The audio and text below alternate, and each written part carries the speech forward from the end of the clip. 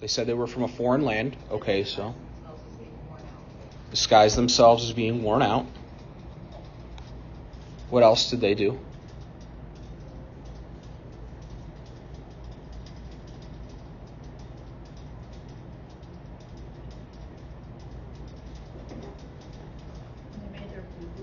They did, yeah. They made their bread look dry, crumbly, moldy.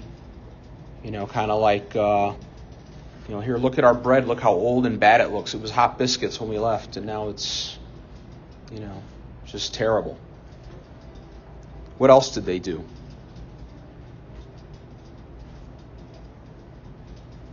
Anything else that you see that they did?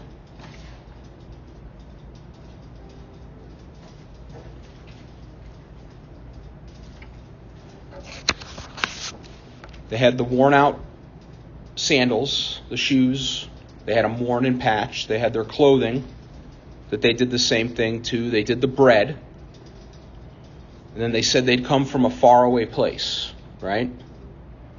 What else did they do? Does anything else jump out as far as what they did?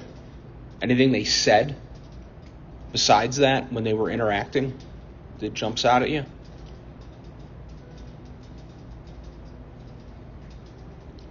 So if we look at verse 9,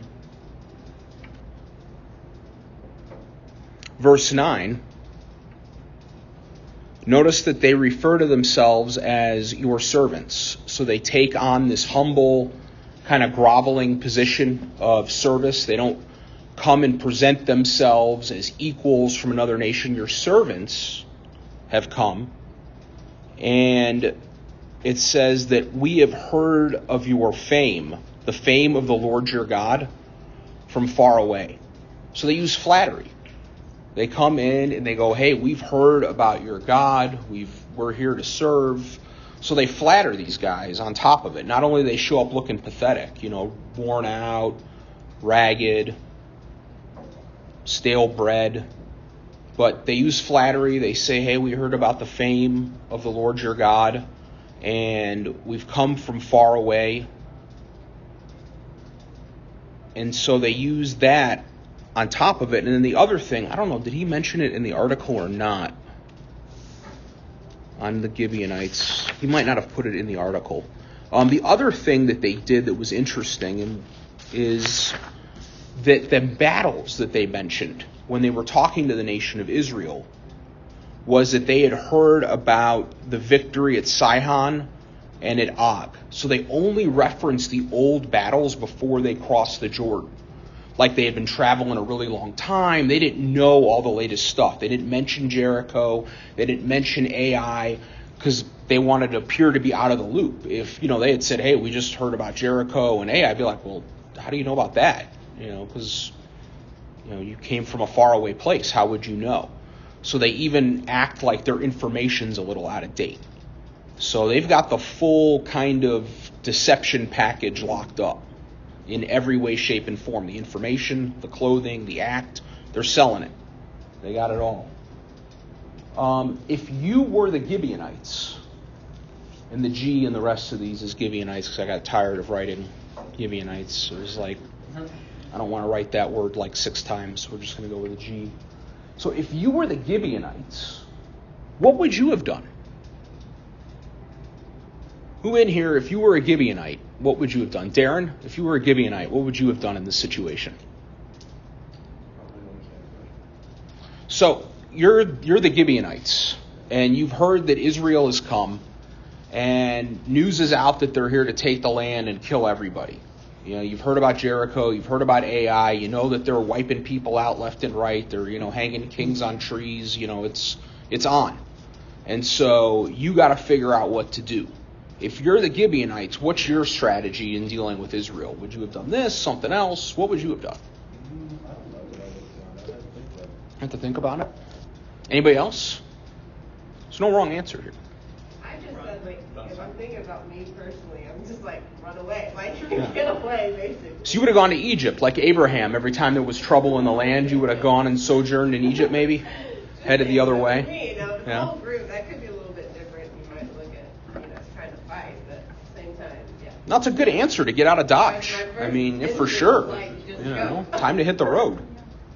I You know? think I might have tried, I guess, similar to what they did, but minus the deception. I'm like, look, I think your God is going to do what they're saying, what we, or I don't want to be part of that. So could I be your servant or something to kind of get out of it that way to see if that would work? So you would have gone with a more direct, like a conversion type deal. Like, hey, we're here. We're ready to give up our idols. We want to serve the Lord. Don't kill us. That would have been more your, I think so. more upfront, honest strategy. Maybe not fully like convert, but like submit to maybe that makes sense. Like might not necessarily at this time give up my religion, but I'm not gonna necessarily rule out yours and let yours be the religion of the land, so to speak. Okay. But you wouldn't have done like the worn out shoes and the old bread. You would have skipped the whole theater package. Like, look, I am from Gibeonite. I just don't want to die. I gotcha. That's fair. So you would have gone with them. Yeah, I'm from the Gibeon. We're not going to give you any trouble. We just don't want to die. We're here to serve. Okay. And I know that can end in death. That Feels like the right way to go. Okay. Anyone else? What would you have done if you were a Gibeonite? Sarah? I couldn't see because I giggle when I lie. So I would have been easy pick. Probably trying to form some sort of alliance, hopefully. So we couldn't have sent you as our delegate. No. You would have had to have stayed back. I would have. Okay. I would have won the cover. Face would have been red as a tomato.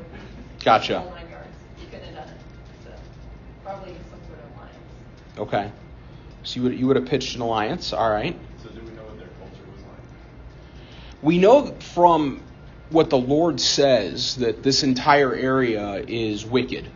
And they're all pagans. They're all idol worshipers. And the reason that now is the time of the conquest is that 400 years ago, before they came out of Egypt, the Lord said that the time was not yet complete, that their wickedness had not reached its full maturity. Because the Lord is very patient, not wanting any to come to, not wanting any to die. And so at this point, the land of Canaan is completely full of idol worship and wickedness. It is matured in wickedness to the point that they are ready for judgment. And the Lord says to the nation of Israel, do not mistake the fact that I'm giving you this land because it's your goodness or your righteousness or anything you've done.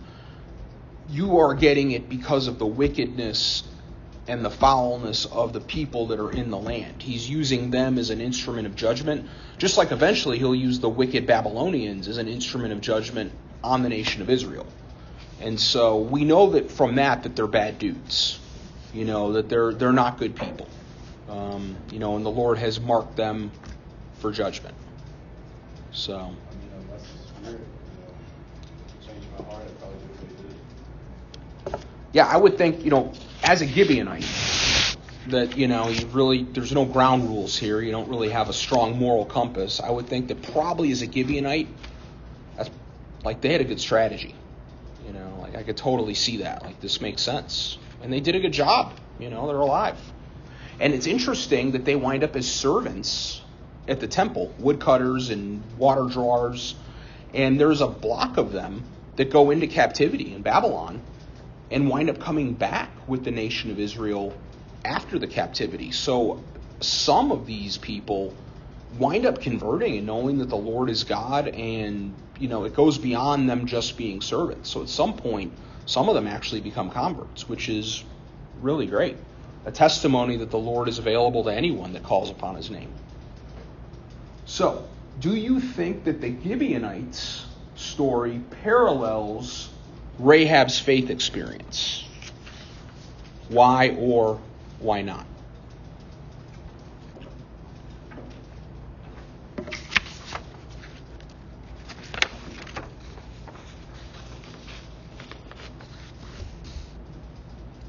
I think you definitely do see parallels in it, especially in the way that they talk about it. Like in my Bible, it has when they say, "From a distant country, your servants have come, because of the name of the Lord your God, we have heard the report of him and all that he did in Egypt." Like Lord there is all capitalized. So they're using his proper name, recognizing his glory. In the same way Rahab does, about like, hey, I know this is true, or at least there's something to this, more than just a rumor or a story or anything like that. Definitely. Yeah, they're both acknowledging or making a statement of the Lord being mighty. So there's that parallel for sure. Any other parallels that you see, that you notice, that make you think that they're similar? I mean, how would you say that they're similar? Let's talk about similar first, then we'll just look at this similar. Maybe that's a better way to go instead of the why, which feels like a trick question. I didn't write the why. I can't take credit for it. Well, they're both outside of the Israelites. Yeah, they're both Canaanites. So they're both from the same area, culturally, background-wise. They both, you just said, have confidence that the Israelites are here and that Israel's God is giving them the land. That's what you were just talking about, how Rahab said it and how the Gibeonites said it. What else? What else do they have in common? There's deception in both. There is deception in both. What's interesting, though, is how is the deception different in those stories? Rahab was using it more so to protect Israel, because I feel like her conversion, like hers was a legitimate conversion, like she was accepted, I guess, into like the family of Israel. Mm-hmm. Whereas the Gibeonites, it more feels like they're not, like they recognize the Lord's power and what he can do and what he's going to do. Self-preservation. Right. Yeah, they're more like, in James it says, you believe, that's good. Even the demons believe and tremble at the name of the Lord. But yet they're not believers. They're not saved. I think the big difference that you see, and that's really a good observation, is that in Rahab's case, she's using deception to protect the nation of Israel. She's using it in warfare to protect those people and to do harm to the pagans, to help the victory. The Gibeonites are doing the reverse. They're using deception to help themselves and really do harm to Israel because they want to live and they're not interested in helping the nation of Israel.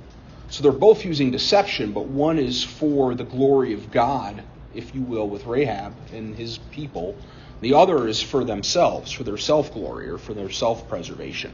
So there's a difference there in the heart of the deception.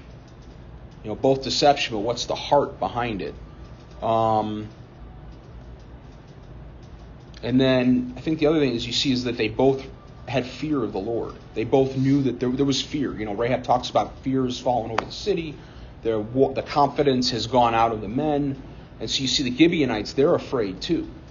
And so I think there's this parallel of fear. But the biggest difference, I think, is what Sarah said, is that Rahab is calling on the name of the Lord. She is acknowledging that the God of Israel is God.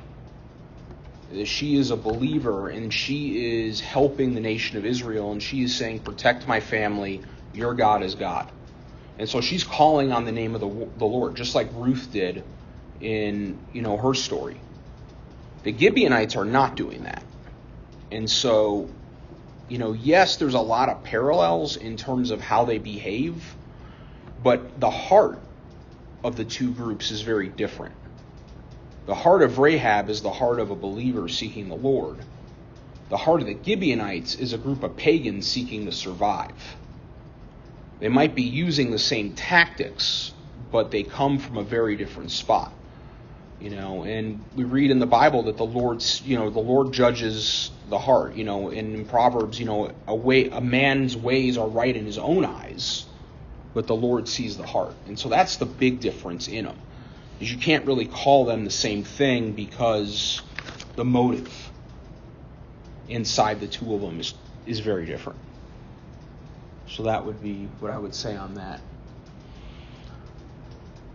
Oh, last announcement. If you haven't signed up for the retreat in the woods, I think it's woods, right? Like cabins, woods, patchy cell phone service. It's a 5-star cabin? Yeah. Call it 5-star.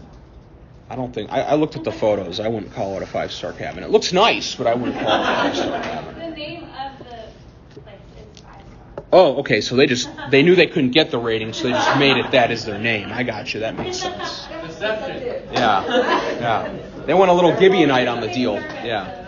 I've been telling everyone, like, yeah, it's a 5-star place. It is. You're not wrong. It looked pretty. I mean, look, it looked real pretty and nice. I mean, it looked cool. I'm not, but not a 5-star lodge. Definitely not a 5-star lodge from the photos. That's fair. But looked nice. Maybe it's not deception, it's their goal to go from where they're at to 5-star. Get there. That's their goal. Like Toyota's motto, Kaizen, continuous improvement. We're just going to keep moving forward. I like it. Could be. Anyway, if you haven't signed up for the retreat and you want to go on the retreat, I guess there's some spots left on the retreat. So please do if you want to. I will not be on the retreat. But sign up if you want to go. Now if you feel that by the Spirit, son. Yeah, sign up if you want to go. Please do. Fill the slots. You will have a good time. I enjoyed the 1 or 2 singles summer trips I took way back. Well, not way back when, but like 7 or 8 years ago. I remember we went to Alabama, down to the coast one year. That was fun. Was that 5-star? No, they were timeshare condos, but they were nice. They were nice. I got yelled at by the pastor in charge because there was a group of us, and I was the leader. It was my fault. I led them astray, I guess. We went to dinner somewhere, and the wait was long, and we missed his evening lesson. And he wasn't thrilled. He's like, the primary deal is the lessons, not, the camaraderie and all that. And I got it. I understood. I was sorry. But, everywhere was packed and we were hungry and, we wanted to eat. But anyway, it was fun. Good times. Was that your last time? That was, yeah. Although I guess if I would, 2 years later or a year later, he left. We're still friends. He left to run Shepherd's Haven as the executive director. I served on the board on that deal for a while at Shepherd's Haven. That was cool. But then we had new people. So I guess I could have done another one afterwards. That branding would not have been there any longer. But whatever. Back to moving along. Joshua 9 and 10. This will be our last lesson in Joshua. Tonight is it for the book of Joshua. After this, we're going to have a series of 4, it's teacher's choice lessons.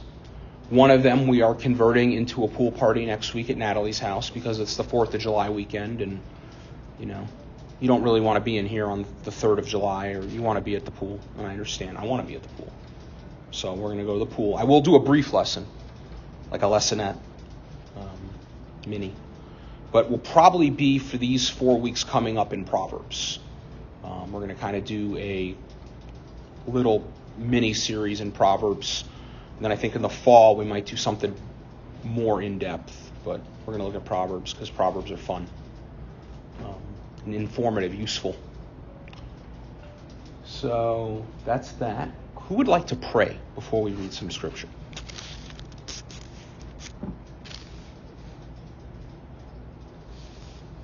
Nobody ever wants to pray. Thank you. Dear Heavenly Father, I pray as we continue to go into your word, Lord, you share, teach us all something that we can take away and maybe even share with someone else to get your word out there, Lord. I just pray that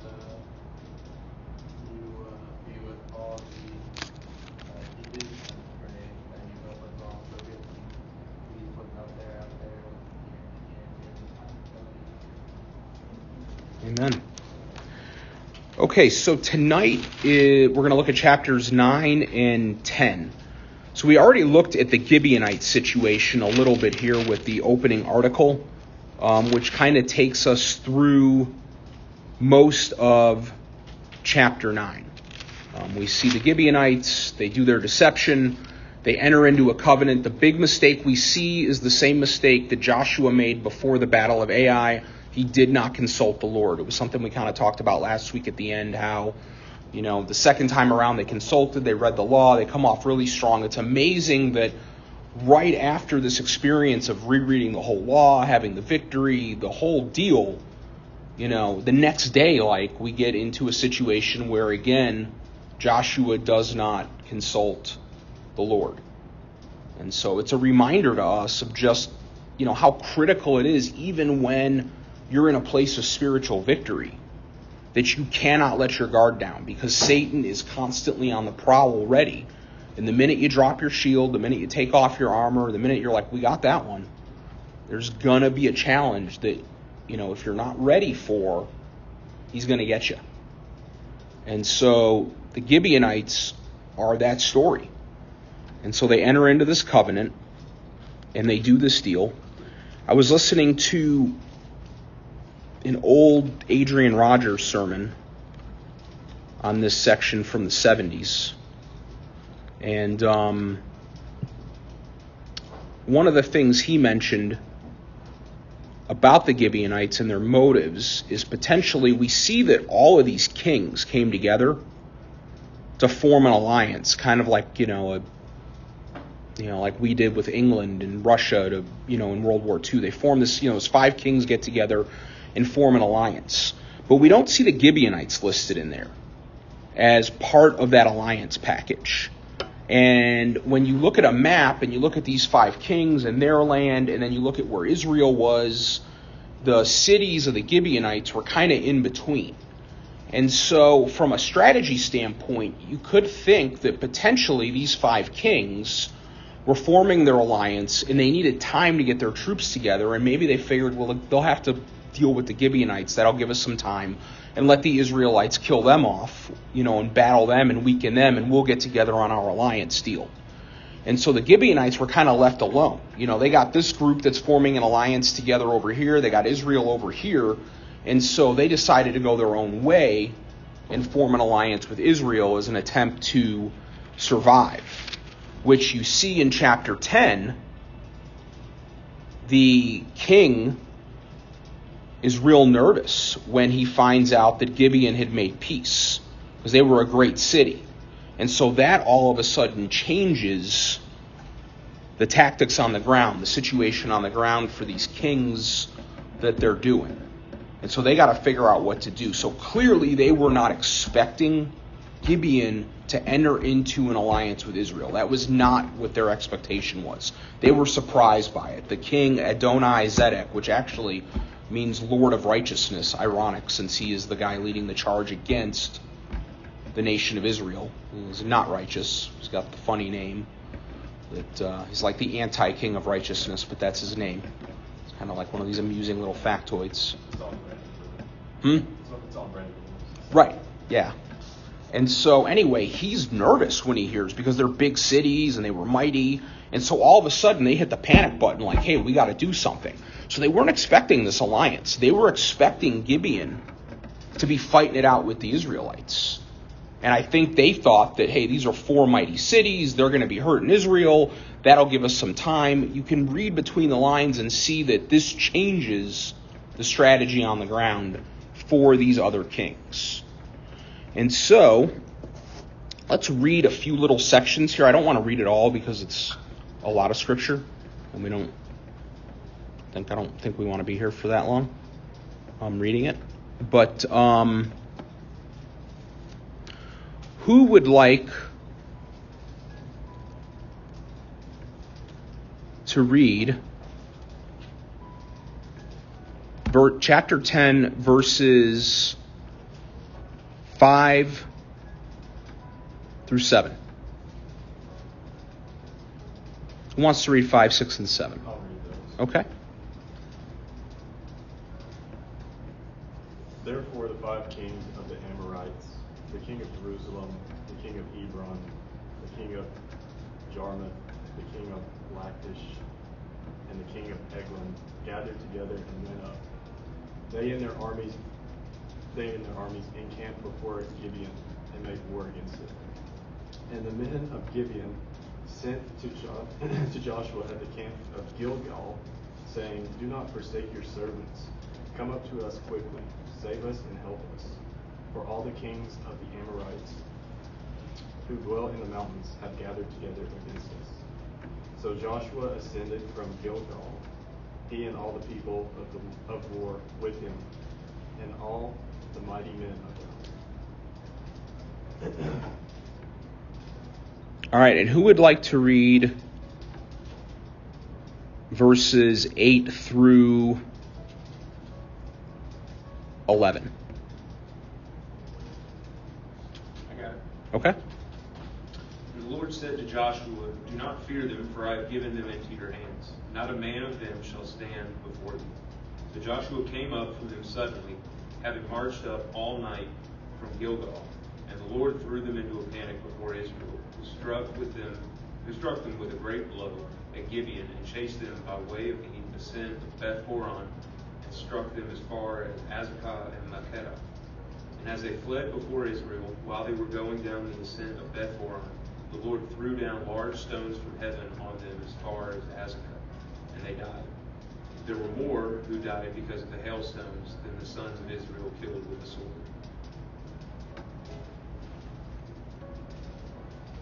All right, and then last, who would like to read 12 through 14? I can get that. All right.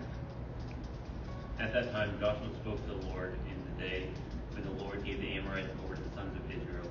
And he said in the sight of Israel, Sun, stand still at Gibeon, and moon in the valley of Ajalon. And the sun stood still, and the moon stopped, until the nation took vengeance on their enemies. Is it not written in the book of Joshua? The sun stopped in the midst of heaven, and did not hurry to set for about a whole day. There has been no day like it before or since, when the Lord heeded the voice of a man, for the Lord fought for Israel. Okay. So that covers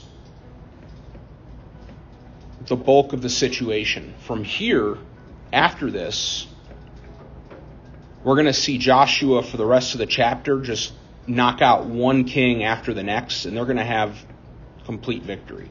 The rest of this is, so they went up to this spot, they wiped out this guy, they went to the next spot, they wiped out this guy, until they get to the end of it, and they've got all 5 kings gathered together from all these different places that they've been killing, and they've all fled together into one spot. And they're hiding in a cave. And so they've brought, all these kings are hiding in a cave. They catch them, they put a big stone over the entrance so they can't get out. And then at the end of the chapter, it says here, who would like to read 24 through 26?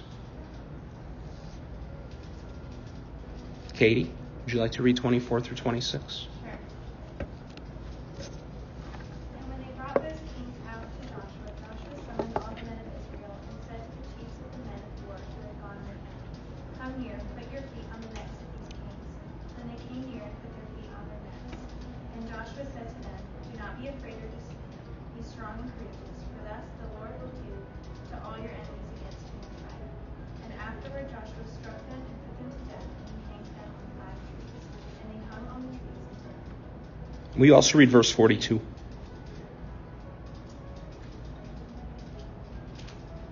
And Joshua captured all these kings in their land at one time, because the Lord God of Israel fought for Israel. Okay. So, how does the Lord use Joshua's failure with the Gibeonites for his glory? How does the Lord take this sinful, failure to pray, they did it their way kind of action. And how does he flip the script and turn this into a moment where God is glorified greatly? Gibeon spared the judgment. Hmm? Gibeon spared the judgment that the other kings suffered. Yeah, Gibeon is spared the judgment for making an acknowledgement, for sure. And we see them eventually, live peacefully. We never hear any trouble out of the Gibeonites for the rest of the Bible. It's not like, they integrate fairly well. So he manages to take them and sort of pacify them. But what else happens because the Gibeonites and Israel enter into this alliance? What happens there in the land of Canaan? What changes and how does the Lord use that? What do we see happen right away? The sun stays still. Yeah. Joshua came to their defense. Joshua came to their defense. Yeah, he did. So Joshua answers the covenant promise that he made to these people, these strangers, these Canaanites that he was supposed to wipe out. And instead now he's defending them.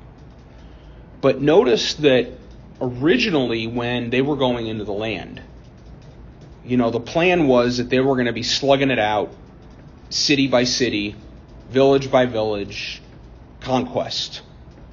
And so it was going to take time.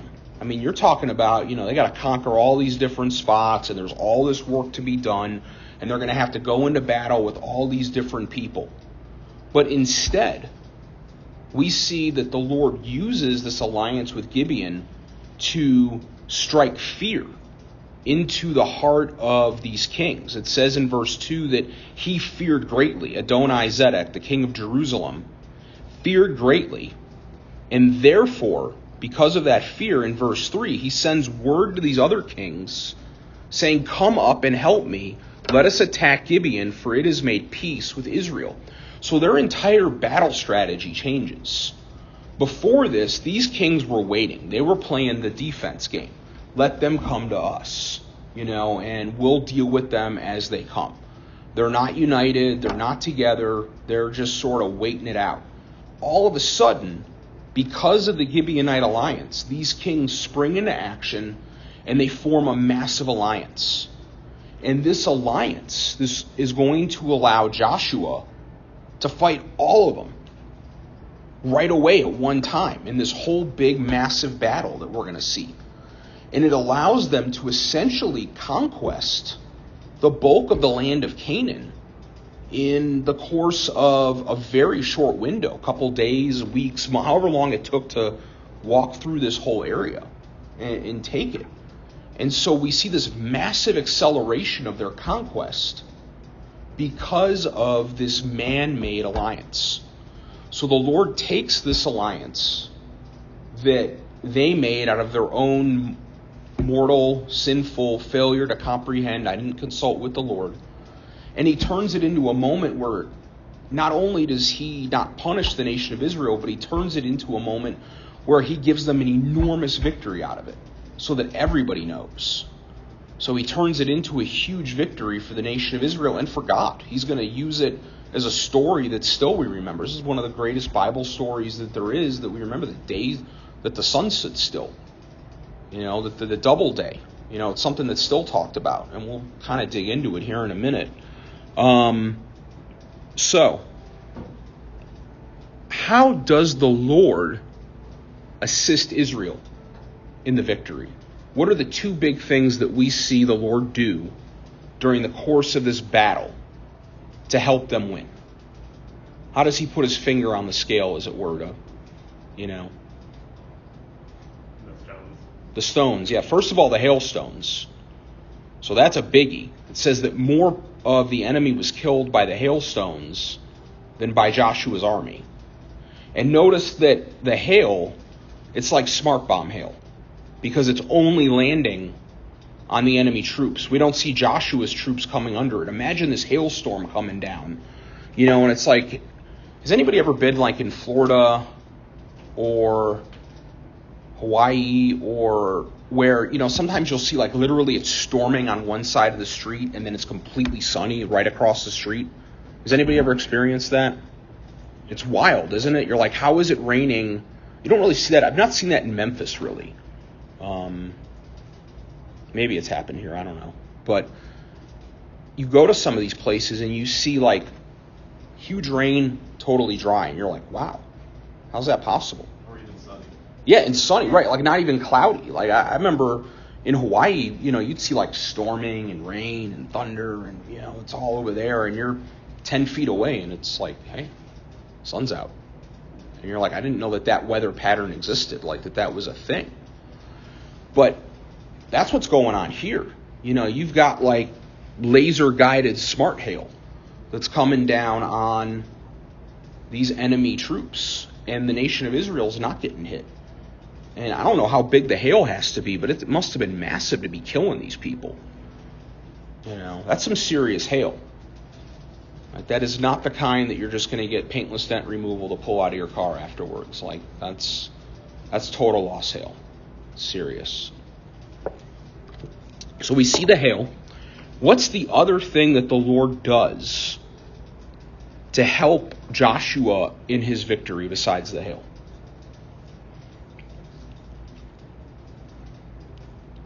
The big one. The sun. Yeah. So it says here that the sun stood still and the moon stopped until the nation avenged themselves of their enemies. So the Lord basically gives them a double day of sun. It's like 2 days in one.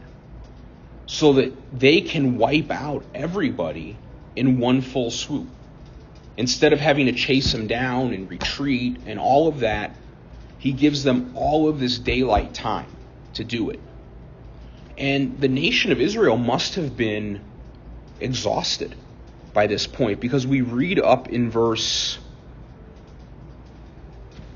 9, we read, so Joshua came upon them suddenly by marching all night from Gilgal. So the Gibeonites send word that says, hey, we're under attack by these 5 kings, we need help. Joshua rounds up his entire army for, if you look at a map, it's 25 miles from Gilgal to the city of Gibeon. And it's uphill. You're going up a mountain. There's a mountain valley there. So you're talking 25 miles in the dark uphill overnight. That sounds absolutely terrible.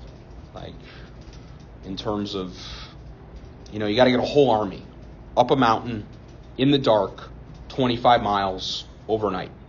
And then they get to fight for basically a double day. I mean, they had to be really tired. The troops on the other side were well rested. They were there. They had been camped out. They were doing their attack. They managed to get a good night's sleep. All of that. And they're coming up. And so it makes the victory all the more amazing, because you got these exhausted troops going up against, and it's 5 kings, and their whole army. So you've got a lot of Canaanites here. There's a massive amount. And so you look at that and you go, wow. And then the Lord somehow doubles the length of the day. Now, are you all familiar with the sun stood still story? Is that something that you heard growing up, and famous Bible story, or is that, no? It's one of those sections everybody skipped over in Bible study? Okay, that's fair. Used to be a more popular story to tell. Like, you go back into Bible, Sunday school, kid literature from like the 50s and before, and like this was a popular story to talk about, the day the sun stood still. Nowadays, most Christians, we don't read this story. We kind of shy away from it. Why do you think that is? Because if the sun really stood still, it's kind of like not normal. It's kind of weird to talk about. Yeah, it seems like it's impossible, right? Like science would contradict that. It's one of these awkward spots in the Bible where it's like, if everything's true, how do we explain this one type deal? And so there's a lot of people that are you tend to shy away from it. Anybody else think of a reason why we might not talk about it as much, the day the sun stood still? It might seem like kind of like a minor thing. Like, stood still for a little bit. Let's move on to more victories. Yeah, not necessarily essential as a pillar of faith, something to, sort of not a spot to pick to die on if you're defending the Bible. Not a sign to look for again. Yeah, not a sign to look for again. So it's an interesting story, and it's one that's hard in the modern day with science and telescopes and, trips to the moon and astronomy and all of this. It becomes a hard story to understand. How is that possible? Because, did the earth stop rotating? Did it stop moving? Like, all of these things would cause massive calamity. I mean, it defies all of nature's laws.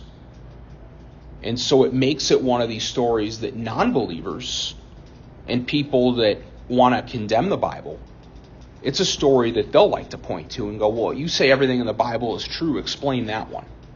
And they'll use it as an attack point. And so it's one of those things that you look at and you go, okay, but we shouldn't run away from it. And we shouldn't be afraid of it. Because, first of all, God is the creator of everything. He's a big God. And any rule, any law that God creates, He has the authority to suspend. He has the authority to not enforce it for the day. If I look at my dogs and go, you're not getting any more treats tonight. That's it. We're done with the treats. And I put the bag up. I have that authority to do that. But if they look at me really sad, and they crawl up in my lap, and they start licking my face, and they moan, and they look like they're starving, even though there's a big bowl of kibble sitting there on the floor that they could eat.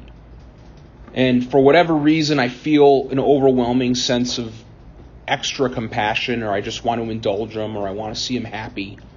And I decide to get the treats back out and do that. I can do that, right? Because I'm the one that made the rule, and I have the authority to change the rule because I made the rule. God can do the same. He's God. I don't know how He made the day longer. There's theories about light refraction and maybe the way light, the atmosphere maybe created some sort of atmospheric effect that allowed light to bend in a certain way to make the day appear longer than it was. Maybe time slowed. Maybe the rotation wasn't as fast. Maybe the earth tilted. There's a lot of different theories out there if you read in terms of what happened. There's some bad ones about like the missing day. Like you'll read like back in the 50s, some NASA scientists calculated it out and they found a missing day and all that. Not true. If you go online and look at that, that's not a true story. But that's another theory that's out there. What's interesting, though, is that a lot of ancient cultures have flood stories. We have Noah. We know what happened. But there's the story of Gilgamesh, the Epic of Gilgamesh. There's other ancient stories about the flood. Almost every ancient culture had a flood story. Makes sense because it was true. It happened and they were telling their kids, hey, there was a time of a flood. The sun standing still is also a story that appears in almost every ancient culture. The ancient Chinese have a story about the sun standing still. It's in ancient Greek poetry. There's some poet named Ovid. The Phoenicians had a story about it. The Aztecs have an ancient legend about a double day. And so it's not just in the Bible. If you search through ancient literature, this incident of a double day or a day where the sun was out for way longer than normal appears in ancient literature across the world. Which makes sense because it happened. And so it was a day that was unique, that people remembered, and they wrote down and they told their kids, hey, there was this day back when I was young, and it was twice as long as normal, and we don't know what happened. But it appeared across all of these ancient cultures.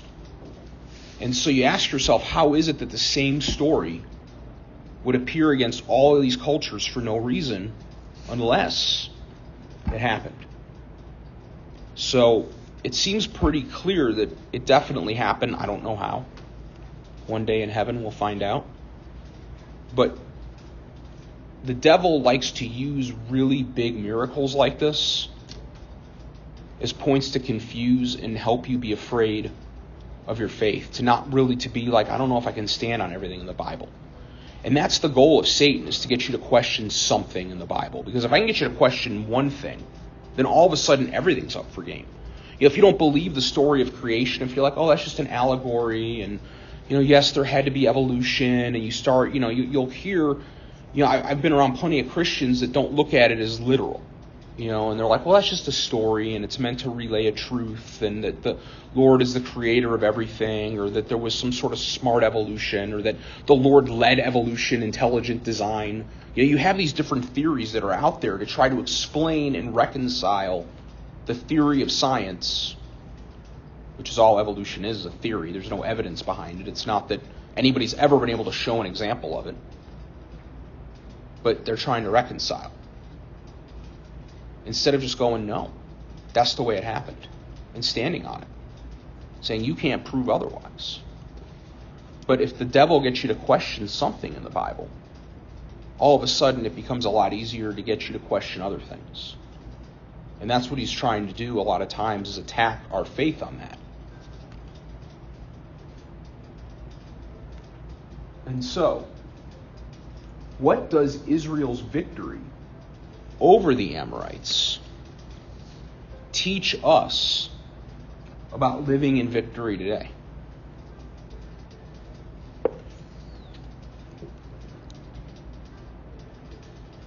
What do you take away from this story? How does it help you as a Christian today to be more bold in your faith, to not, to have victory in your walk? How does Joshua's conquest, how does the sun standing still, how do hailstones falling from heaven, how does this amazing victory, how does this help your faith and help your walk with the Lord?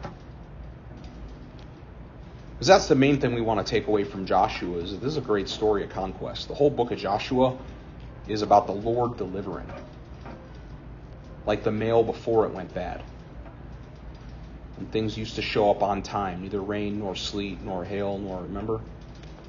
Now I get, you don't remember. Before COVID, I used to get my Economist weekly. It was on time every week. Now it shows up 2 weeks late, 3 weeks late. I got 2 issues of automotive news yesterday, one from the week before and one for this week. Came together. Just not reliable anymore. Kind of like Episcopalians. Not reliable to go door to door witnessing with. It was hard on the Episcopalians, I'm sorry. But anyway, how does this story help build your faith? It's a good reminder to me that these stories that we read through in the Bible, that it's God's track record, and I think view it as such. So it's really encouraging to be reminded of God's track record. Definitely. The things that the Lord has done. There's no problem too big for God. Yeah. Yeah, we worship a big God, don't we? That he could even make the sun stand still. That he could make a day twice as long so that they could have victory. He could freeze the moon. It's a big God. He can make the moon. He can make the moon, yeah.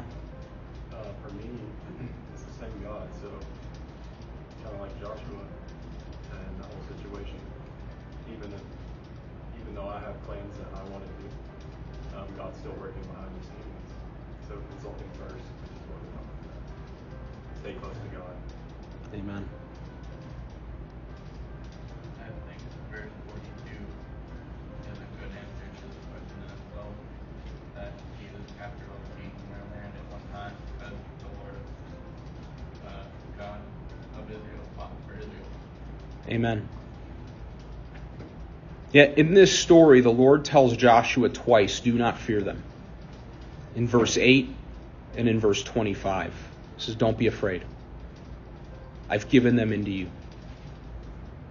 And then in the end, we see that he's captured them because the Lord fought for Israel. It also says that the Lord fought for Israel in verse 14. The Lord listened to the voice of a man, for the Lord fought for Israel. The Lord will fight for you. You are adopted sons and daughters. of God, the Creator. And He will fight your battles for you.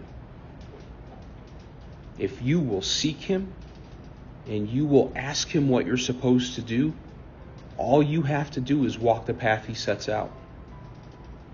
Joshua made the big mistake in the beginning because they walked by sight instead of by faith. They looked at the Gibeonites. They saw the worn out clothing. They saw the moldy bread. They saw the smelly dude that hadn't shaved and looked like forever. They put the full deal on. And he looked at them and he made a judgment. He looked at the outside and he made a judgment. Like Samuel coming before the sons of Jesse. Surely this must be the next king. Look how tall he is. Surely this one. Then there was little David. And he said, the Lord sees the heart. The Lord will fight for you. You don't have to be big and strong. You don't have to be the fastest. You don't have to be the smartest. In fact, it's often a hurt, because then you'll rely on your strength.